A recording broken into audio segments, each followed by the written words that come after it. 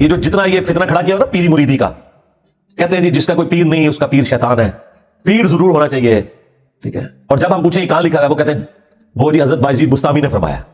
بھائی حضرت بایزید بستامی کا قرآن و سنت کے ساتھ کیا لینا دینا؟ دین تو اس شخصیت کے اوپر نازل ہوا ہے جس کی قبر مدینے میں ہے صلی اللہ علیہ وآلہ وسلم. وہ کہتے ہیں دیکھیں اللہ کے نبی پیر تھے صحابہ کرام کے، اور صحابہ کرام ان کے مریدین تھے. اچھا جی آگے چلیں، کہتے ہیں دیکھیں خلفائے راشدین بھی تو صحابہ کرام کے پیر تھے. حالانکہ اس بیعت کا پیری مریدی کی بیعت سے کوئی لینا دینا نہیں. نبی علیہ السلام نے جو بیعت لی صحابہ کرام سے، ایک تو ایمان کے لیے، پلس وہ اللہ تعالیٰ کے ریپرزینٹیٹو تھے آن دا فیس آف ارتھ، اور ان سے اختلاف نہیں ہو سکتا تھا. اور اس کی اصل وہ سورۃ النساء کی آیت نمبر 59 ہے، یا ایھا الذین آمنوا اطیعوا اللہ واطیعوا الرسول، اے اہل ایمان اطاعت کرو اللہ کی اور اطاعت کرو اس کے رسول کی، واولی الامر منکم، اور اپنے حکمران کی بھی. اچھا حکمران کے ساتھ اللہ تعالیٰ نے اطیعوا کا لفظ نہیں استعمال کیا، فرق رکھا کہ ایبسولوٹ اطاعت اللہ اور اس کے رسول کی ہے عز وجل صلی اللہ علیہ وآلہ وسلم، باقی جس کی بھی اطاعت ہے وہ اس دائرے کے اندر ہے، واولی الامر منکم، اور اپنے حکمران کی بھی. لیکن ساتھ ہی فرما دیا اسی آیت میں فَإِن تَنَازَعْتُمْ فِي شَيْءٍ فَرُدُّوهُ إِلَى اللَّهِ وَالرَّسُولِ، اگر تمہارا جھگڑا ہو جائے اپنے حکمران کے ساتھ تو معاملہ تم نے پلٹانا ہے اللہ اور اس کے رسول کی طرف عز وجل صلی اللہ علیہ وآلہ وسلم. حکمران سے بھی آپ اختلاف کر سکتے ہیں اور معاملہ پلٹانا ہے اللہ اور اس کے محبوب صلی اللہ علیہ وآلہ وسلم کی طرف. إِن كُنتُمْ تُؤْمِنُونَ بِاللَّهِ وَالْيَوْمِ الْآخِرِ، اگر تم اللہ اور یوم آخرت کے اوپر ایمان رکھتے ہو پھر ہی تمہارا یہ ایٹیٹیوڈ ہوگا اور اسی میں تمہاری خیریت ہونے والی ہے، اسی کا انجام بہتر ہونے والا ہے. یہ سورۃ النساء نمبر 59 میں اللہ تعالیٰ نے واضح فرما دیا. اسی کے تحت ہم کہتے ہیں کہ حکمران وقت کی بھی بیعت ایبسولوٹ نہیں ہے، قرآن و سنت کے دائرے کے اندر. پیری مریدی کی بیعت کا تو اس سے کوئی لینا دینا ہی نہیں تھا، یہ تو پیرلل میں انہوں نے سسٹم کھڑا کیا. اور اگر آپ من و عن وہ احادیث جو بیعت خلافت سے متعلق ہے ان کو پیری مریدی کے اوپر اپلائی کریں گے اجتہاد کے طور پر، پھر سرکار بڑا خطرناک رزلٹ نکلے گا، بلکہ خطرناک نکلے گا، خطرناک سے بھی اگلا ورژن. کیونکہ اس میں تو واضح موجود ہے، بخاری مسلم میں حدیث ہے کہ جو خلیفہ وقت کی بیعت کے بغیر مرا یا وقت کے امام کو پہچانے بغیر مرا وہ جاہلیت کی موت مرا. مسلم شریف میں حدیث ہے جب ایک خلیفہ کی بیعت ہو جائے تو جو کوئی بھی بیعت کے لیے کھڑا ہو اسے قتل کر دو. اسی میں نے عرض کیا تھا کہ اگر یہ قانون مان لیا جائے پھر تو دنیا کے سارے پیر قتل ہو جائیں گے، کوئی ایک پیر آپ کو باقی رکھنا پڑے گا. تو آپ فیصلہ کریں پھر کہ کیا کرنا ہے آپ نے. اگر آپ پیری مریدی کے لیے وہ والی احادیث کا سہارا لیتے ہیں تو منوان اس کو اپلائی کریں گے نا، وہ تو اپلائی نہیں کر سکتے. یہاں تو ایک گدی کے اوپر 4 بیٹے ہیں تو وہ آپس میں ایک دوسرے کو قتل کر دیتے ہیں گدی سنبھالنے کے لیے، اور باقی جو پیرلل میں اتنی گدیاں چل رہی ہوتی ہیں جو کبائی کے اڈے ہوتے ہیں ان کا کوئی دین سے لینا دینا نہیں. اس کے لیے قرآن سے دلیل پیش کرنا، جی قرآن میں بھی بیعت کا ذکر ہے، احادیث میں بھی بیعت کا ذکر ہے، کتنا بڑا ظلم ہے. قرآن و سنت میں تو لینا دینا نہیں اس بیعت کا. اور وہ بھی جو بیعت تھی خلفائے راشدین کی وہ بھی کامل الایمان مومنین ہونے کے باوجود، اور ان کے پیچھے اللہ کے نبی بھی کھڑے تھے، علیکم بسنتی وسنت الخلفاء الراشدین المہدیین، تم پر میری سنت میرے خلفائے راشدین کی سنت لازم ہے. اس کے باوجود ادھر بھی لوگ اختلاف کرتے تھے اور وہ اپنا ڈیسیژن واپس لیتے تھے. بخاری مسلم دونوں میں حدیث ہے، حضرت عمر کے دور خلافت میں سیدنا عمر رضی اللہ تعالیٰ عنہ مسجد نبوی میں داخل ہوئے. انہوں نے دیکھا کہ حضرت حسان بن ثابت نعتیہ اشعار سنا رہے ہیں حضرت ابو ہریرہ کو. تو حضرت عمر کھڑے ہوئے، صرف ان کو دیکھا. انہوں نے دیکھنے کے انداز سے یہ اندازہ لگا لیا کہ یہ تو ابھی اس سے پہلے کہ کچھ کہیں. حضرت حسان جو کہ شاعر تھے، بڑی نرم طبیعت، ابھی تو آپ کو اگر ہم بتائیں کہ جنگوں میں بھی یہ کبھی بھی تلوار لے کے سامنے نہیں آتے تھے، شاعروں کے مزاج میں نہیں ہوتا کہ وہ لڑائی کر سکے، بڑے رقیق القلب لوگ ہوتے ہیں، وہ کسی جانور کے اوپر بھی چھری نہیں پھیر سکتے.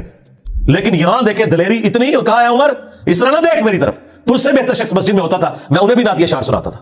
حضرت عمر نے بھی کچھ بولا بھی نہیں ہے اور یہ بندہ اتنا دلیر ہو گیا شاعر ہونے کے باوجود کہ اس نے دیکھا بھی کیوں.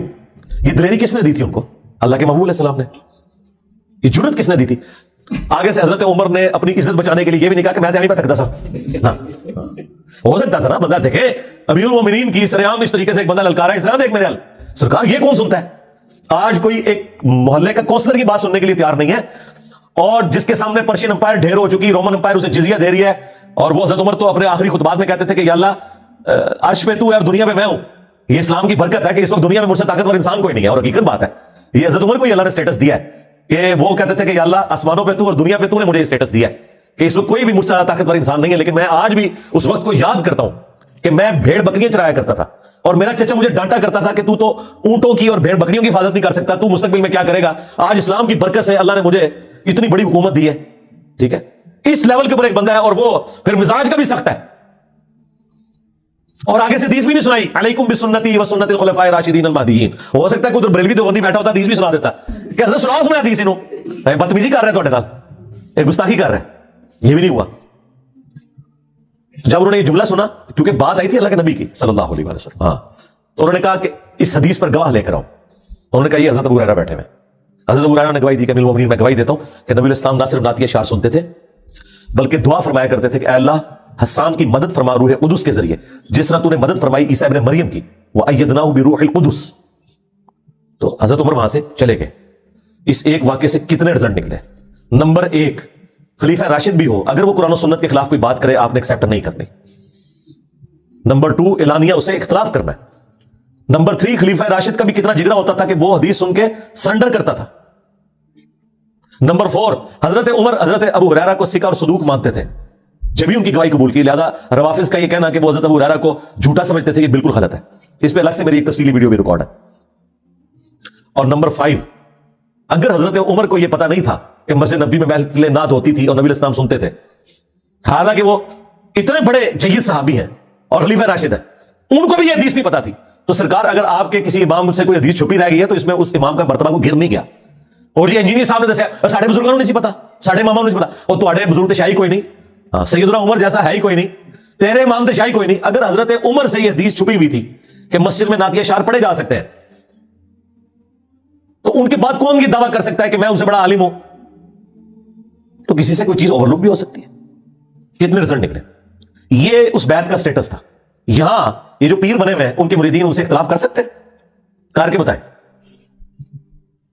کبھی نہیں کر سکتے. آپ کو سنائیں گے ممبر سے کہ حضرت عمر سے بھرے مجمع میں کسی نے پوچھ لیا تھا کہ مال غنیمت میں ایک چادر ملی تھی سب کو اور آپ کا قد لمبا ہے آپ نے کیسے اپنا لباس سلوا لیا؟ ہم اس وقت تک آپ کا خطاب نہیں سنیں گے جب تک کہ آپ کلیریفیکیشن نہ دیں. تو حضرت عمر نے کہا کہ میرا بیٹا بتائے گا. تو عبداللہ بن عمر نے کہا کہ میں نے اپنے حصے کی چادر اپنے باپ کو دی تو انہوں نے اپنا لباس سلوا لیا. یہ جب کوئی واقعہ سنا رہا ہونا تو اسے اپنے ممبر سے نہیں نیچے اترنے دینا. اسے کہنا ہے کہ حضرت میں بھی سیدنا عمر کے اس ساتھی کی سلمان فارسی کی سنت پہ عمل کرنے لگا ہوں تو آپ بھی ذرا حضرت عمر کی سنت پہ عمل کر کے نا کلیریفیکیشن دیں کہ 4 سال پہلے آپ اسلام آباد کی اس مسجد میں چٹائی پہ بیٹھتے تھے اور ایک مٹکا رکھا ہوا تھا اور 2-3 ساتھ لوٹے رکھے ہوئے تھے. پھر یہ بعد میں جب سیکٹر ڈیولپ ہوا یہاں پہ ایک مسجد بن گئی اور آپ کی تنخواہ 10,000 مقرر ہوئی تھی. آج آپ نے گاڑی اور ڈرائیور بھی رکھے ہوئے ہیں اور ایک شاہانہ زندگی گزار رہے ہیں حالانکہ آپ کی تنخواہ تو اتنی نہیں ہے. یہ اللہ کا اتنا فضل آپ پہ کہاں سے ہوا ہے ذرا بتائیں؟ یہ نہ اسے کہیں کہ آپ نے چندے میں سے چوری کیا ہوگا. یہ خود انشاءاللہ خود رزلٹ نکالے گا اور اس سے پہلے اپنے مریدین کے ذریعے آپ کے اوپر جھپٹ پڑے گا. یہ مجھے چور سمجھ دو کلیریفیکیشن نہیں آپ کو کبھی دے گا. اور پیروں کو تو چھوڑ دیں ان کا تو سٹیٹس ہی بہت بلند ہے. یہ تو مولویوں کی بات کر رہا ہوں. ہاں پیروں نے تو مولوی ہائر کیے ہوتے ہیں اپنی مرکزیں پڑھنے کے لیے. آپ نے دیکھا کہ کبھی عرس ہوتے ہیں نا درباروں کے اوپر پیر صرف خاموشی سے آ کے بیٹھتا ہے روب قائم کرنے کے لیے. اینڈ پہ نا ایسے کر کے دعا کرواتا ہے تاکہ روب رہے کہ پتہ نہیں کتنا عالم فاضل ہے. حالانکہ میں تمہیں یقین نہ کہنا نماز بھی نہیں سنا سکتے صحیح طریقے سے. یہ ان کی حالت ہے. ترجمہ تو چھڑ دو لیکن روب رکھا ہوا ہے. تقریر نہیں کر سکتے نہ یہ آئے صحیح طریقے سے پڑھ سکتے ہیں نہ کوئی حدیث سنا سکتے ہیں. مولوی انہوں نے بھرتی کیے ہوتے ہیں وہ آ کے پہلے ان کی تعریف کرتے ہیں اس کے بعد کوئی جھوٹے واقعات مرے ہوئے کے جو قبر میں پڑا ہے اس کے سناتے ہیں. الٹیمیٹلی وہ بھی اپنا حصہ لے کے چلے جاتے ہیں. یہ ٹوٹل پیروں کا پورا سسٹم ہوتا ہے. یہی تو دیکھیں پیر نصیر الدین نصیر صاحب رحمہ اللہ ان کا یہی تو جھگڑا تھا. وہ اپنے پیرلل میں جو دوسری گدیاں چل رہی تھی کہ یار مولویوں سے کیوں تقریر کراتے ہو خود کرو. اب پیر نصیر الدین صاحب تو عالم دین تھے وہ تو تقریر کر لیتے تھے. ان کو یہ بھی پتا تھا کہ یہ جو دوسرے میرے جو پیرلل میں چل رہے ہیں سارے کہ وہ 2 بھائی تھے نا بابو جی سرکار دے 2 بیٹے سن جی وڈے لالا جی تے چھوٹے لالا جی. تو وڈے لالا جی کی گدی پہ تو یہ بیٹھ گئے پیر نصیر الدین صاحب اور چھوٹے لالا جی خود زندہ تھے. وہ ان کے سسر بھی تھے اور بول چال بھی بند تھی کیونکہ پیر نصیر الدین صاحب جو ہے نا وہ پیری مریدی میں یہ جو پورا سسٹم ہے اس کی خرابیاں ہائی لائٹ کرتے تھے کتابی شکل میں بھی تقریروں میں بھی. الٹیمیٹلی وہ گولڈا شریف ان کو جمعہ بھی نہیں دیتے تھے. کبھی ایک بار کو موقع آیا تو ان کو ایک آدھ جمعے کی تقریر دی جاتی تھی اور وہ اس میں بھی تیا پانچا کر کے رکھ دیتے تھے.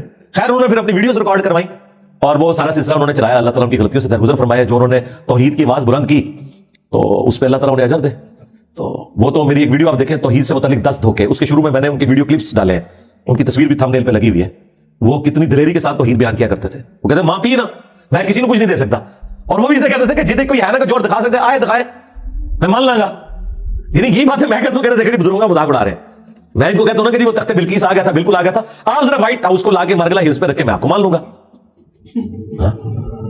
آپ رکھے بھی نا اور ہم سے یہ کہیں کہ ہم آپ کے بابوں کی جھوٹی کرامات مانیں اس بنیاد پہ کہ قرآن میں ایک واقعہ رپورٹ ہوا ہے.